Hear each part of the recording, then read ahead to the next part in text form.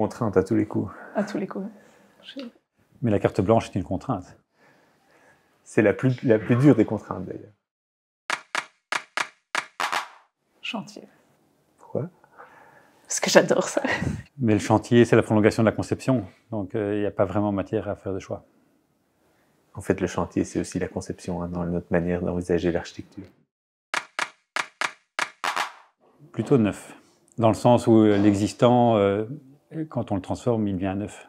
Mais pas encore terminé. C'est vraiment juste pour faire de la polémique. Plutôt polémique ou Tennis. Foot. C'est plus gentleman, quoi.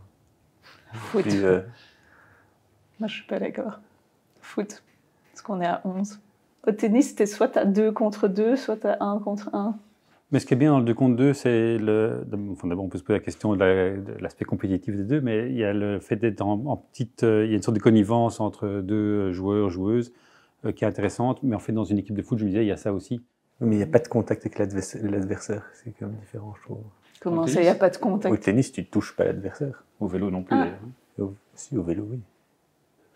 Dans le peloton, tu frottes avec tes collègues.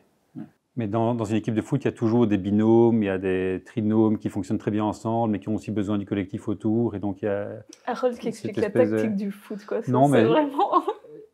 Non, je n'y connais rien, mais je peux imaginer qu'il y a ce genre de choses-là. Et dans le tennis, c'est deux, et puis c'est tout. Et donc, peut-être que le foot a cet intérêt d'avoir quelque chose d'un peu plus mobile dans les alliances et les renforcements mutuels, etc. Le tennis, c'est en double, quoi. Parce qu'on parle du bureau, et dans le bureau, on a une équipe qui ressemble plus à une double équipe de foot. Mais on voit aussi qu'il y a des sortes d'alliances. Il y a des défenseurs, des complémentarités, attaquants. Oui. Et qui fonctionnent bien ensemble. Et puis, du coup, ça crée des dynamiques qui sont différentes. Et les dynamiques sont changeantes, quoi.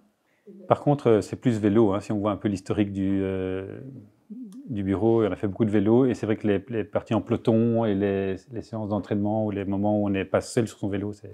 Et les journées du bureau sont souvent des journées en vélo. Sous la pluie. Pas toujours. Bof. Avec beaucoup de kilomètres. Et nous, on aime bien, je pense, quand les choses se touchent juste pas. Je pense qu'on aime bien la coexistence, plutôt.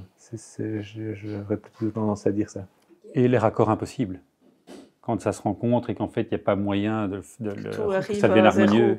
Et donc, c'est pas vraiment l'hétérogénéité, c'est la tentative de la cohérence, mais qui reste au stade de la tentative. Coût de la main-d'œuvre. Parce qu'on est plus intéressé de trouver des mécaniques de projet qui font qu'à un moment, on investit dans le travail qui est réalisé sur le chantier, plutôt que dans des matériaux qui sont produits dans des conditions qu'on ne maîtrise pas.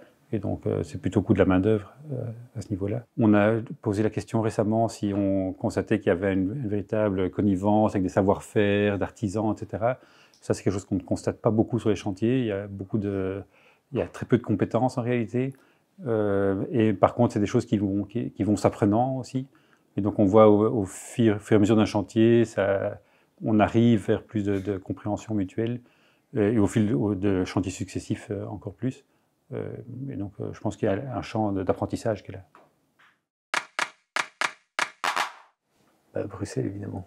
La première chose qu'on venait, moi, quand j'ai habité à Louvain-la-Neuve, la première chose que je faisais, c'était venir à Bruxelles le soir. C'est sûr que l'homogénéité de Louvain-la-Neuve, surtout à l'époque où moi j'y ai vécu, c'était un peu angoissant pour un jeune architecte qui avait envie de voir des choses multiples. Moi, je dirais Bruxelles aussi, mais pas par opposition à Louvain-la-Neuve, plutôt Bruxelles tout court, parce qu'il y a effectivement la vie de la grande ville, qui est une assez petite ville, mais qui a cette diversité, ce dynamisme, etc. Et il y a pas mal à prendre là.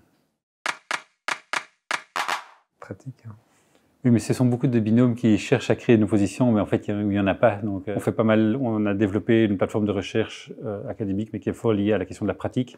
Donc, cette opposition n'existe pas en ces termes-là. On est dans une attitude de recherche dans la pratique qu'on mène, et on est dans une attitude de pratique dans les recherches qu'on mène. Et donc, c'est deux champs qui s'interpénètrent beaucoup.